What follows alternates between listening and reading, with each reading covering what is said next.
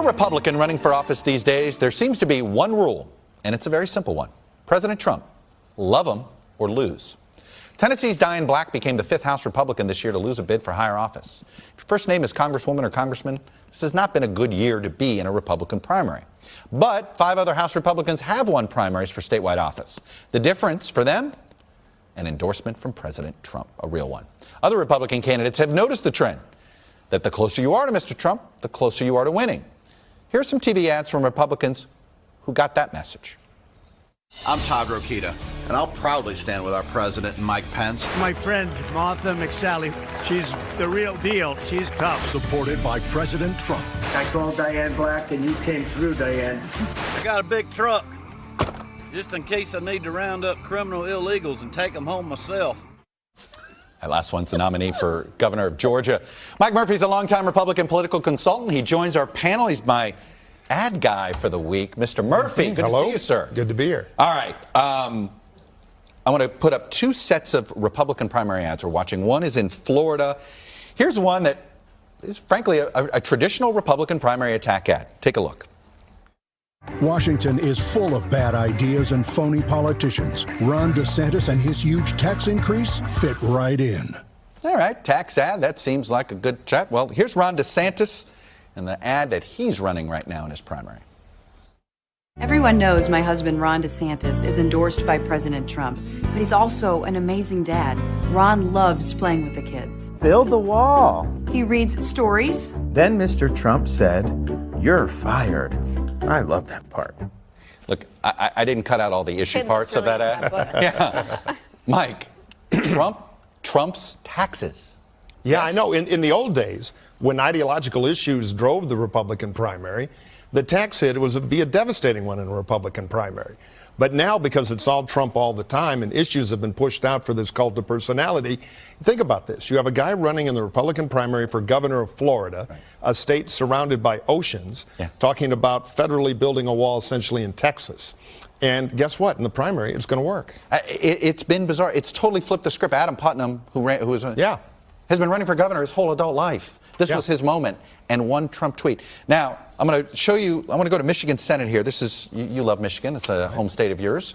So here is, they're fighting over who's closer to Trump. Watch. Here's ad number 1 from John James, the candidate. While Sandy Pensler uses the same cheap insults as Democrats and the media to disparage President Trump. I can't speak at 4th grade level like he does. Conservative Army veteran John James salutes and respects our commander-in-chief.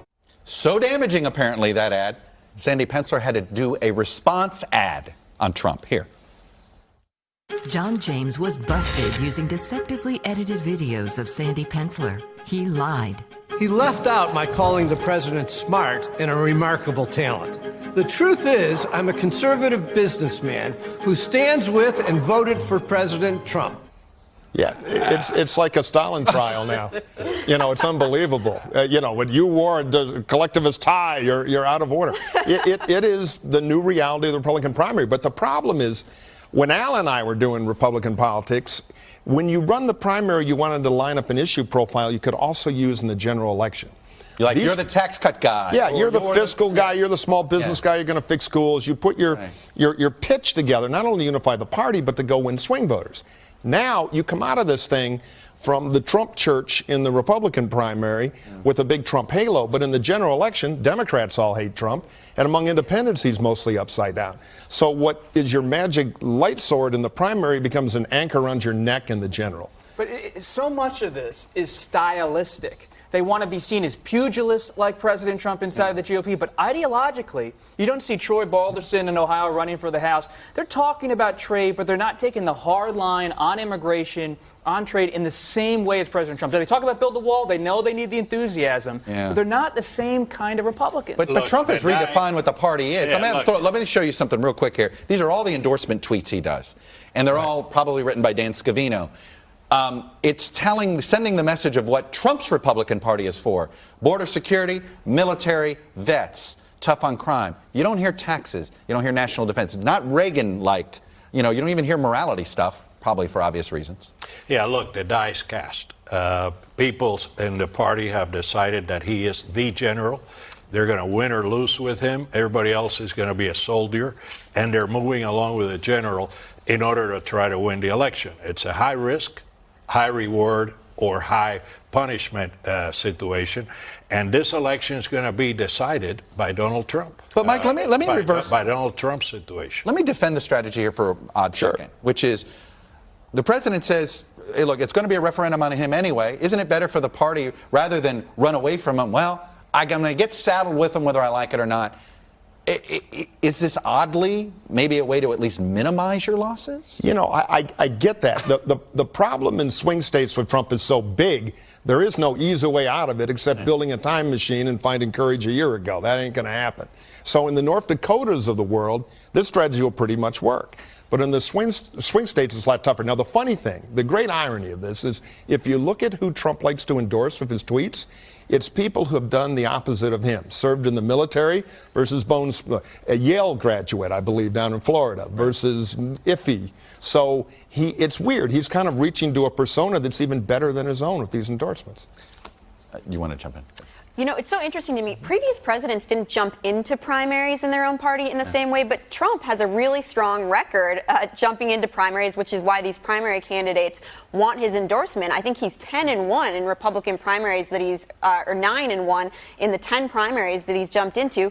And I think Mike's exactly right. Republicans want his endorsement in primaries where the base likes Trump, but among independents, Democrats, or among independents, 22-point advantage for Democrats right now, which makes the Trump endorsement in the primary a very vulnerable, puts Republicans in a very vulnerable position. All right, we're talking about the Republican divide.